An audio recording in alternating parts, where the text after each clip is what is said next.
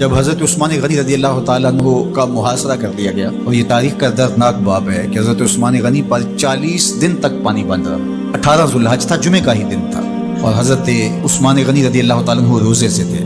عصر کا وقت تھا، قرآن مجید کی تلاوت کر رہے تھے۔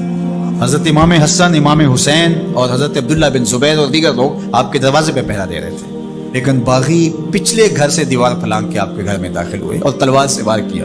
آپ کی زوجہ حضرت نائلہ آگے بڑھی اور ہاتھ سے روکنا چاہا، آپ کی انگلیاں کٹ گئیں۔ پھر دوسرا وار کیا تو حضرت عثمان غنی رضی اللہ تعالیٰ عنہ کا دایاں ہاتھ کٹ کے گر گیا۔ حضرت عثمان غنی رضی اللہ تعالیٰ عنہ نے افسوس کیا اور کہا کہ تم نے وہ ہاتھ کاٹ دیا جس سے میں وحی کی کتابت کیا کرتا تھا۔